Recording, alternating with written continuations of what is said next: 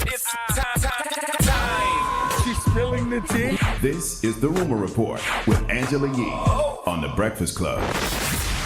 Yes, Nicki Minaj, yet another episode of Queen Radio has people talking. Now, some of the things that she discussed on this latest episode, she talked about Kylie Jenner and says that she loves Kylie and that's not going to change. She also talks about who the sea-sucker of the day is. This time she is now accusing Travis Scott's manager, Irving Azoff, who's also a music industry legend, of being the sea-sucker of the day.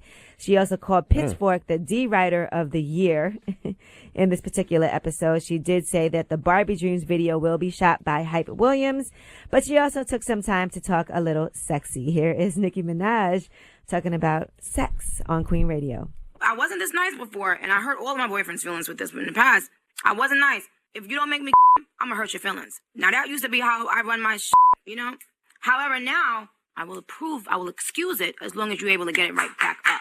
You understand? I'm gonna let you get that 7 minute off, but you gotta be able to give me something after that. I think Queen Radio is entertaining. I'm just tired of hearing this whole conversation about Travis Scott selling records because people could buy his merchandise and everything. All of these artists are doing bundles. Nicki Minaj did bundles with her album as well. So Prince did bundles back in the day. Who doesn't do bundles? Nicki did. You could get a free Tidal subscription. You could get tickets to the Future Tour. You could get signed posters. So what is the problem? I don't know. I know. I was researching this. They said normally what it is it was very smart, and I saw Tank talking about this too, for Travis Scott to bundle his album now with his merchandise, because a lot of times when artists do it, it's when they have a tour, not necessarily when the album comes out, but this was actually a very smart thing to do. The only person Nicki should be mad at is the broke-ass Barbies. And I noticed something, like yesterday Nicki told her Barbs to attack somebody. She knows exactly what Barbs to talk to. See, the Barbs that got money, they're buying the tickets, they're buying the albums, they're screaming the albums. The Barbs that don't got money can't do nothing but slander people on social media all day. So next time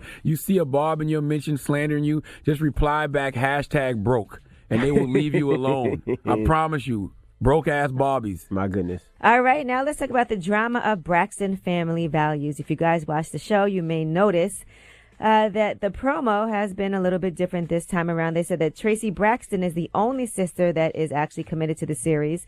Previously, they had actually walked off the set just because of a pay dispute. And so now it looks like Tracy is kind of the lone one handling this. Here is what Tamar Braxton has to say, because it looks like Phaedra, and you know Phaedra from Real Housewives of Atlanta, is joining Braxton Family Values. I have nothing against Phaedra. You know, it was a joke. I call her Phaedra Braxton because, you know, you're doing promos for Braxton Family Values. You're not a Braxton. And that was just the gist of it. I'm always right for my sisters and for my family. Everybody has made mistakes in the past. Everybody has said some things that they shouldn't have said. However, you come to realize, you know, one day it's just that one thing that brings everything back together. And so, no one is supporting it. No one's watching it. No one wants anything to do with it because it's a lot of disrespect. All right. She said she has no problem with Phaedra personally, but she also is just saying that nobody right now is supporting the show. I've been watching Braxton Family Values, though, but I did go to the party as well, and Tracy was definitely the only sister in attendance. She was the only one there? Yeah. Oh, that's not good. And yeah, that's not good, because Tracy's definitely the one that everybody looks at and says she ain't got nothing else to do. Well, she's doing a lot this season. Trust and believe. I don't even remember which one what Tracy is. The one that nobody knows. You know what? That's not true. No, you know Tony. You know Tamar. Right. You know Tawanda. You know what I'm saying? And then it's another one. It's Trina. Katrina was married to the white man, right?